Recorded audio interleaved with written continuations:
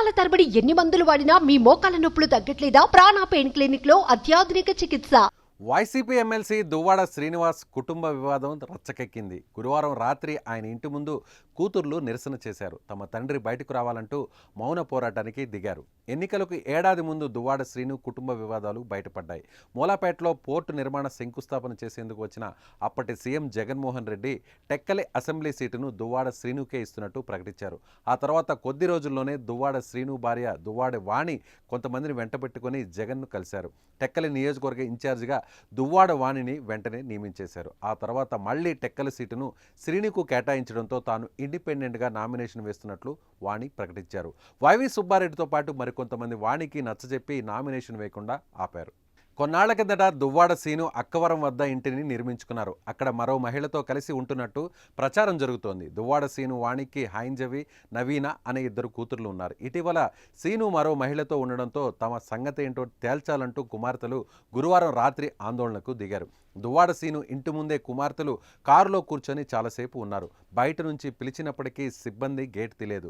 దువ్వాడ కుటుంబంలో చానాళ్ళ నుంచి వివాదాలు ఉన్నాయనే ప్రచారం జరుగుతున్నా తాజాగా అవి బయటపడ్డాయి. కుమార్తెలు అక్కడే విలేకరులతో మాట్లాడుతూ తమ తల్లిదండ్రులకు చట్టపరంగా విడాకులు తీసుకోలేదని తెలిపారు. మరోవైపు దువ్వాడ శ్రీనివాస్ తాజాగా గన్ లైసెన్స్కు దరఖాస్తు చేసుకున్నట్లు తెలుస్తోంది. తన దగ్గర గన్ ఉందని, దానికి లైసెన్స్ ఇవ్వాలని ఈ నెల 7న జిల్లా పోలీసులను కలిసి దరఖాస్తు ఇచ్చారు. కొంతకాలంగా తనకు కొంతమంది వ్యక్తుల నుంచి బెదిరింపు కాల్స్ వస్తున్నాయని, కొందరు వ్యక్తులు తన ఇంటి దగ్గర రెక్కి నిర్వహిస్తున్నారని పోలీసులకు దువ్వాడ శ్రీనివాస్ ఫిర్యాదు చేశారు. ఇందులో వాస్తవాలేంటని పోలీసులు ఆరా తీయగా గత ఎన్నికల్లో అచ్చెన్నాయుడుపై టెక్కిల్లో పోటీ చేసి ఓడిపోయిన దువ్వాడ శ్రీనివాస్ వ్యవహారంలో పార్టీ అధినేత జగన్ మౌనంగా ఉండడం మరింత ఆశ్చర్యానికి గురి చేస్తుందని రాజకీయంగా చర్చ జరుగుతోంది.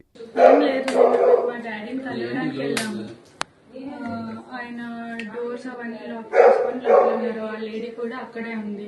మేము మాట్లాడడానికి మాట్లాడడానికనే కాదు, మా డాడీతో కలిసి ఉన్నామని మేము వెళ్ళాము.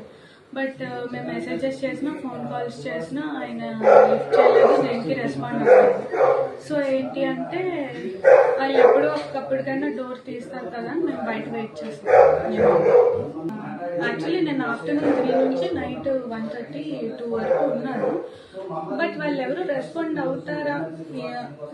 అవుతారేమో అని మేము వెయిట్ చేసాం. అట్లీస్ట్ మా డాడీ అయినా నా పిల్లలు బయట ఉన్నారు కదా, లోపల పిలుస్తారనేమో నేను వెయిట్ చేసాం. బట్ ఏం రెస్పాన్స్ వెళ్ళాం. లాస్ట్ ఇయర్ వినాయక చవితి అప్పుడు మాట్లాడడానికి వెళ్ళాం. అప్పుడు మా డాడీ వాళ్ళ బ్రదర్ అండ్ వాళ్ళ మదర్ ఏం చేశారంటే మమ్మల్ని లోపలికి రానివ్వకుండా మేమేదో వాళ్ళకి అటాక్ ఇస్తున్నాం అన్నట్టు క్రియేట్ చేసి మా డాడీతో కలవనివ్వకుండా చేశారు.